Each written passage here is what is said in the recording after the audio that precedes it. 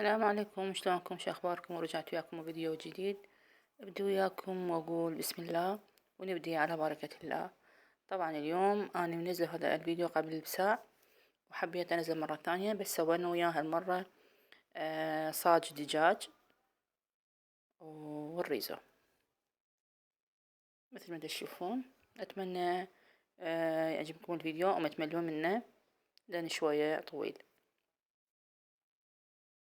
راح ابدي اجهز وياكم شلون بديت. طبعا هاي عندي صدر دجاج تقريبا كيلو 800. نصها سويته يعني صاج دجاج ونصه سويته للريزو. بديت أقطعه بهذا الشكل. هالمرة الخلطة تختلف عن السابقة. راح أسويها بخلطة ثانية.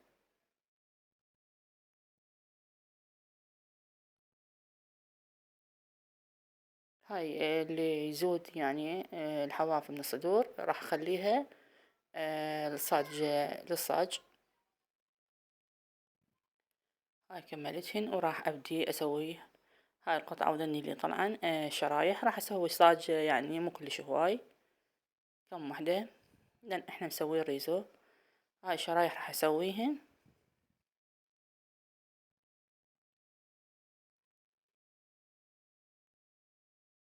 وبديت أقطعهن بهذا الشكل بعد ما شرحناهن شرايح.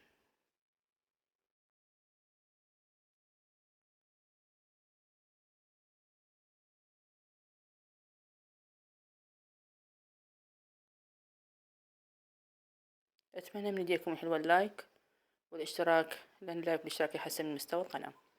طبعا هنا عندي ثوم باودر، بابريكا، كمون، فلفل أسود، بصل مطحون، كاري، كركم، فلفل أسود وهيل. وهاي خلينا هماتين ثوم، برشة ثوم، وهذا برش الليمون واللومي من نومي، عصير النومي ضفته وياهن، ودرت شوية كجب وباربيكيو على الخلطة والملح. وهاي البهارات اللي سويتها خبطتها وخليت قسم من عندها وقسم راح أبقي.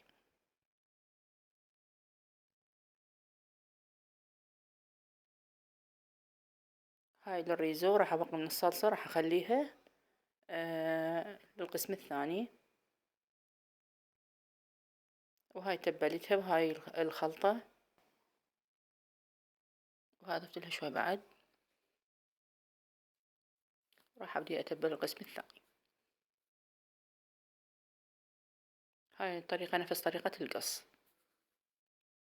أنا منزلة طريقة قص، بس هاي الطريقة الثانية. هاي عندي هنا 3 أكواب طحين، ضفت عليها ملح وشوية بيكنج باودر، وراح أضيف 3 ملاعق نشا، وأضيف عليها من البهارات اللي سويناها، وأضيف الملح.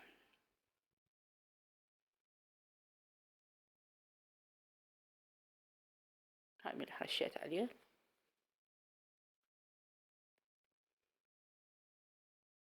بديت أجهز كل المواد. وهنا هاي للخلطة احتاجيت بيضتين، وراح أخلي عليه طحين. هاي شوي خل عن الزفارة، وراح أخلي عليه كوب حليب.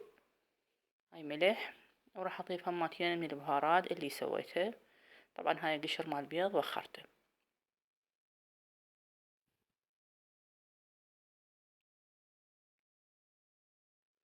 هاي حليب ضفت عليه.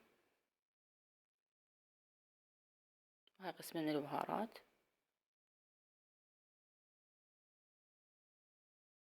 وهاي خشوكتين طحين. طبعا راح أحتاج طحين هم راح أخلي هاي تقريبا 3. وضفت بعد ملعقة ما صورتها. راح أراويكم القوام شلون يصير، يعني تقريبا هالشكل. وهنا عفتهن يرتاحن بعد ما حضرتهن وجهزتهن. هنا راح أجهز الصلصة مال الريزو. هاي عندي كجب، وهاي الباربيكيو، وهاي ملعقة عسل،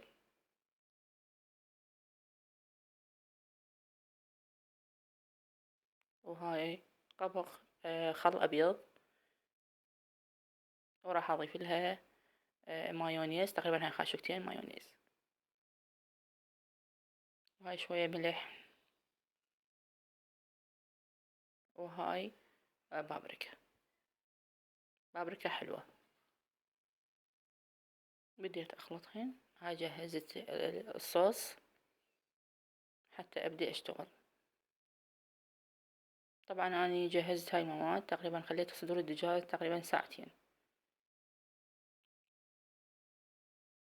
هاي بديت أسوي طريقة الصاج. هاي قطعت بصل شرايح، والفلفل هماتين جوليان، هماتين سويت من نفس الطريقة. راح أحمسهن بالبداية. وهاي ضفت شوية ملح، مجرد أن يذبل شوية عندي البصل ضفت الفلفل، قطعتني بهاي الطريقة.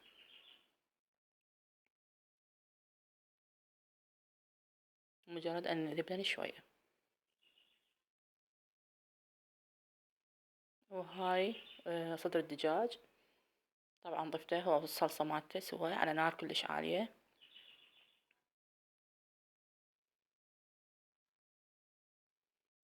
بحيث امتص كل الخلطة. وهنا بدأ يحمس عندي. رجعت البصل والفلفل عليه. أنا أريده بهاي الطريقة. طبعا طعمها كلش طيب، يعني حتى لو ما سووها صاج وتاكلوها هيج كلش طيبة. يعني ريحة التوابل بيها والفلفل والبصل يعني انطتها طعم كلش طيب. هنا بديت أحضر تمن الريزو. هاي عندي شوية بصل، وهاي عندي فلفل حار. بديت أشوحه. وهاي ضفت هنا أنا دبس الرمان، وضفت كجب. كان بدا يصور الموبايل. وهاي ضفت بابريكا. وراح أضيف من البهارات. هاي عود دارسين، وهاي شوية خل خل أبيض، وهاي شوية من الخلطة مال التتبيلة اللي سويناها. وضفت التمن. وهاي خاشوقة وشوية ملح. وهاي ضفت ملعقة كوب شكر. تنطيها طعم كلش طيب. وهذا صبغ اللوزينة ينطي لون كلش حلو. هاي خلصنا من عنده. وذني جهزناهن. هاي بديت أجهز. طبعا أنا آسفة على الإضاءة، يعني الكهرباء تروح وتجي، يعني حتى تشوفون واحد قد يتعذب من يصور. طبعا انتم ما تشوفون الكواليس والهوسة. عينكم ما تشوف، يعني واحد قد يتعب بالتصوير. هاي بديت أخلي بالخلطة وأضيفها بالطحين. طبعا هذا الصوص مال الطحين، الصوص اللي مسويته. هاي الكثافة مالته اللي أخلي بيها الصدور، وبعدين أخليها بالطحين بهاي الطريقة. أنا نزلت طريقة وهاي طريقة ثانية، والطريقتين هنا ناجحات. هاي سويتني بهالشكل، وراح أرجع أكمل البقية. هذا عندي دهن أنا حاميته، وراح أبدأ أضيف صدور الدجاج. لازم الدهن يكون حامي، يعني لا كلش حار ولا كلش بارد.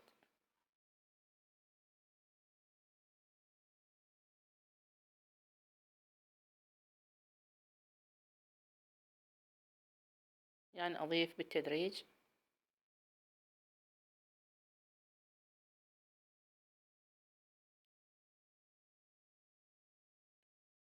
وهاي بديت أجهز على ما تستوي وجبة عندي من الريزو. أبدي أسوي صاج الدجاج. هاي ضفت من الخلطة، وراح أضيف هاي فنجر سوينه. وهاي سلطة اللهانة. اللي يحب يخلي خيار طرشي يخلي وياه.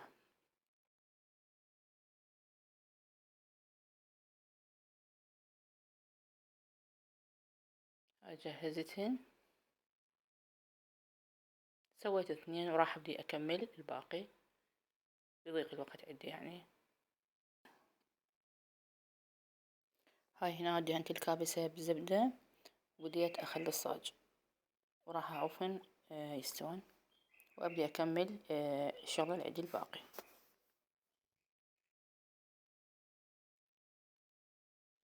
هاي هنا طلعت وجبة من الريزو، وراح أبدي أكمل الباقي.